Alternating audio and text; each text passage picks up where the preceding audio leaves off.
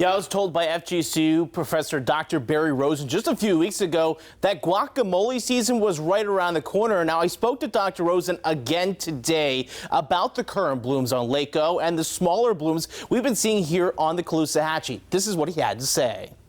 A lot of nutrients in the water. There's plenty of blue-green algae. They like this warmer temperature. They're very happy right now. The current bloom on Lake Okeechobee covers 380 square miles, according to NOAA's Sentinel satellite.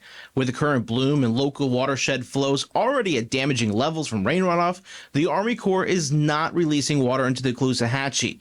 That means water levels in the lake are rising. The major outflow right now is to evaporation, and that's all we can do. And that watershed runoff is feeding blooms currently in the Caloosahatchee. The watershed we know is pretty enriched.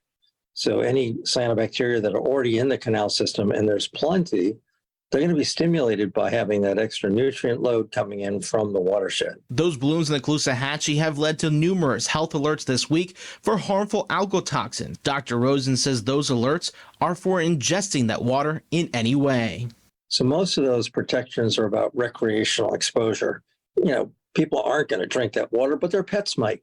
While the Army Corps isn't releasing water into the Caloosahatchee right now, that water level is continuing to rise. As those water levels rise, the risk of a damaging water release later this summer increases. The Sanibel Captiva Conservation Foundation says the Army Corps is going to have to get creative in how they lower those levels. The rainy season continues and we're still getting that basin runoff, and we get to a point where we need to make lake releases, then that's only going to exacerbate the situation. A large release of Lake O water would increase nutrient loading in the river, feeding more blooms, damaging oyster beds, and possibly feeding new algal blooms in the Gulf. But with the current blooms in the Caloosahatchee, DePaulis and Dr. Rosen both think it'll be a busy summer for blooms. We've seen it at some of the boat launches down the river. We're getting anecdotal reports that it's showing up in some of the canals around Cape Coral and some of the other areas too. So I think that we're in a place where the huge toxic algae blooms haven't started yet, but they're well on their way to reaching us.